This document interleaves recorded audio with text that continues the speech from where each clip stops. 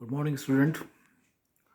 BA part third political science के paper first के मेरे प्रिय विद्यार्थियों, अपने पिछले एक लेक्चर की सीरीज से हमने थॉमस ग्रीन ख़त्म किया है और आदर्शवाद हम पर छाया हुआ है। तो सोच रहा हूँ कि इस आदर्शवाद को ही थोड़ा और आगे बढ़ाऊँ। मैं डॉक्टर मनोज अवस्थी आपको आज एक दूसरे आदर्शवादी की ओर लेके चलता हूँ, जिसके बारे में कहा जाता है कि उसके विचारों में आदर्शवाद या आइडियलिज्म अपने चरम पर है। अब ध्यान रखें, गलती ना कीजिएगा कभी भी। एक लाइन में समझ लीजिए, वन लाइनर, कि आदर्शवाद वो विचारधारा है जो ये मानती है कि राज्य साध्य है और मनुष्य साधन है। मनुष्य अपना चरम, अपनी उन्नति का शिखर राज्य में रहकर ही छू सकता है और वो राज्य के महानता के मार्ग में एक साधन है। राज्य की प्रतिष्ठा, राज्य के सम्मान और राज्य के नाम के लिए उसे सदैव अपने आप को कुर्बान करने में गौरवान्वित अनुभव करना चाहिए। जी हाँ, हम बात करेंगे आज विल्फ्रेड हीगल की। जर्मन विचारक हैं। ये नाम मेरे ख्याल से आपने सुना होगा, नहीं सुना तो समझ लीजिए। जिसके प्रशंसक नेपोलियन हो, हिटलर और मुसोलिनी जो फाजीवाद और नाजीवाद के प्रतीक माने जाते हैं, बाद में उनकी आलोचना भी हुई। विश्व युद्ध का कारण भी उन्हें माना गया। सेकेंड वर्ल्ड वॉर के मुख्य जो खलनायक हैं वो इन दोनों को माना गया। इन दोनों विचारधाराओं के और उनके विचार के स्रोत यही शख्स हैं, हीगल। नेपोलियन, हिटलर, मुसोलिनी और हिस्ट्री यदि आपके पास बीए में है और यदि ना भी हो तब भी पढ़िएगा। प्रिंस ऑटो वन बिस्मार्क, ये नाम सुना होगा आपने। ये जर्मनी का एकीकरण करने वाला शख्स था और उस जमाने के महान कूटनीतिज्ञों में गिनती हुआ करती थी बिस्मार्क की, और बिस्मार्क भी हीगल के विचारों से प्रभावित थे। अब आप अंदाजा लगा सकते हैं आज हम किसके बारे में अपना अध्ययन करना शुरू करने जा रहे हैं। हीगल 1776 में, माफ़ करें, जन्मे हैं जर्मनी में। और एक उनकी सबसे बड़ी जो देन पॉलिटिकल साइंस को है वो है उनका द्वंद्ववाद। वो ये देखिए, ये अवधारणा ये कहती है कि विचार कभी भी शून्य में से नहीं आते, पहली बात। और दूसरी बात, विचार कभी स्थिर नहीं रहते।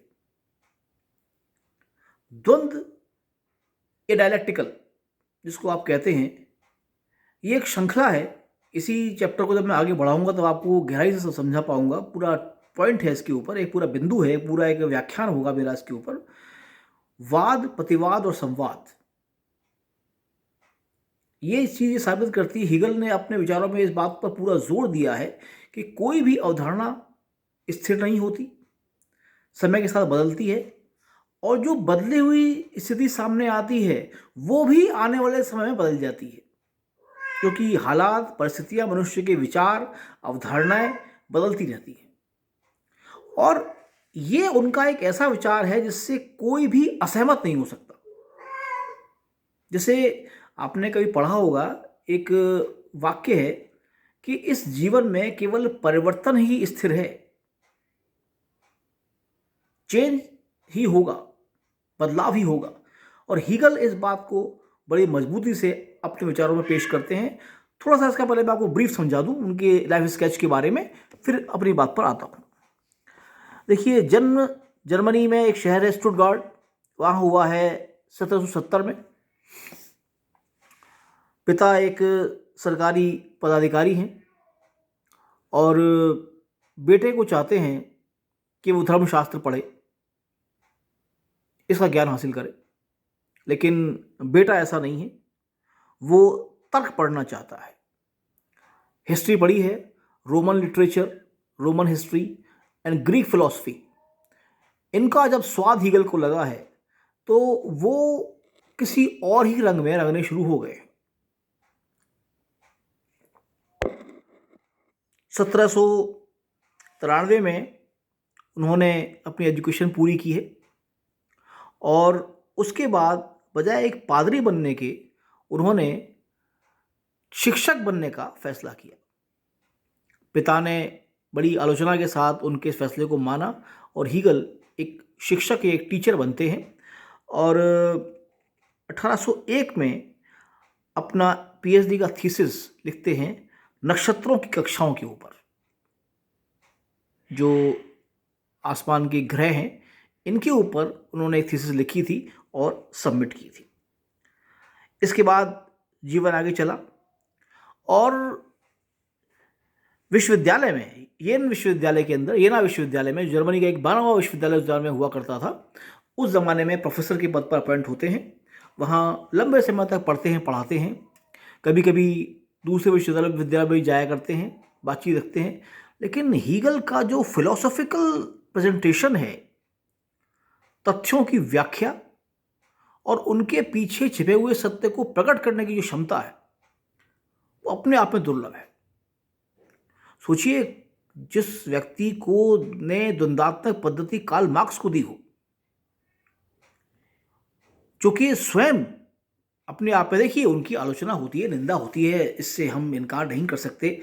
एक विचार का एक प्रतिविचार भी होता है, दुनिया आपसे सहमत नहीं होती, यही तो द्वंद्वात्मक पद्धति है। मैंने उनको विचार दिया, आप उससे असहमत हुए, आप अपना विचार रखिए। विचारों से विचार जब टकराते हैं तभी नया विचार सामने आता है। जैसे उर्दू में कहते हैं, या तो मुतमईन कर दीजिए या मुतमईन हो जाइए, या तो आप मुझे कन्विंस कर दीजिए या आप कन्विंस हो जाइए। यही चीज़ हीगल के दर्शन में पाई जाती है।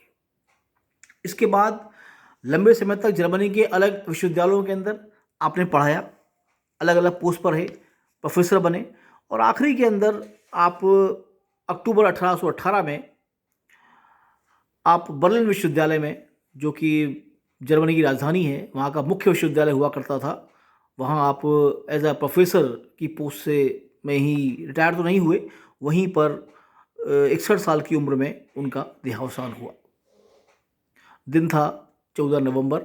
मुझे अचानक याद आया कि 14 नवंबर पंडित जवाहरलाल नेहरू का जन्मदिन भी है। इसी दिन विल्फ्रेड हीगल का देहांत हुआ था। देखिए, शायद ये नियति भी कह सकते हैं इसको, कि प्रतिभा जाती है तो दूसरी आती है। ये एक प्रकृति का नियम है। यहाँ निर्वात या शून्य कभी नहीं रहता, कोई जाता है तो कोई आता है, और ऐसा ही शायद यहाँ भी हुआ। कुछ बरस बीते और ये घटना घटी। अब पहले मैं आपको इसको, आप चाहें तो नोट कर सकते हैं, हीगल की किताबों के नाम। कई बार जो आपके छोटे सवाल होते हैं 2 नंबर वाले, उसमें सवाल पूछे जाते हैं। फिनोमेनोलॉजी ऑफ स्पिरिट पहली किताब, दूसरी साइंस ऑफ लॉजिक, तीसरी encyclopedia of the philosophical science, चौथी फिलॉसफी ऑफ लॉ या और philosophy of right, constitution of Germany, the philosophy of history. ये 6 पुस्तकें हीगल की देन मानी जाती हैं और इसमें सबसे जो उनकी महत्वपूर्ण किताब है, जो मैंने आपको सबसे पहले लिखवाई थी, फिनोमेनोलॉजी ऑफ स्पिरिट। और अब ध्यान रखें, मजे की बात, ये आपके लिए इंटरेस्टिंग है, मेरे लिए भी था, मैं पढ़ा करता था। ये किताब पॉलिटिकल साइंस पर नहीं है, इसमें उन्होंने फिलॉसफी और स्पिरिट, जिसको आप चेतना कह सकते हैं या आत्मा कह सकते हैं, उसकी खोज की बात की है और बहुत लोकप्रिय किताब हुई अपने ज़माने के अंदर। अब आगे बढ़ें। वो ये मानते हैं कि दुनिया में एक विश्वात्मा है, जिसको आप सुपर ह्यूमन या सुपरमैन कह सकते हैं, जो दुनिया को चला रहा है, चलाने के लिए मोटिवेट कर रहा है। वो ये मान के चलते हैं कि ये दुनिया जो है एक स्टेज है, सबका अपनी अपनी भूमिका है, अपने अपने कार्य हैं। आप जो भी कार्य क्रियाकलाप कर रहे हैं, आपकी जो डोर है वो किसी अदृश्य हाथों पे है। उसने जो कार्य आपको सौंपा है वो आपको करना है, बगैर ये सोचे समझे कि वो अच्छा है या बुरा है। आप देखिए, आपको अगर आप हिंदू दर्शन को पढ़ते हैं, हिंदी फिलॉसफी को पढ़ते हो, आप गीता को याद करें, जिसमें कृष्ण ने यही तो कहा है कि जो कर्म आपको कर रहे हैं वो आपके निष्काम भाव से होने चाहिए। आप जिस भी कार्य के निमित्त आए हैं उस कार्य को करते चलिए, आगे बढ़ते चलिए, चीज़ें अपने आप ठीक होती चली जाती। अब आज जो हमने ये हीगल का परिचय देखा,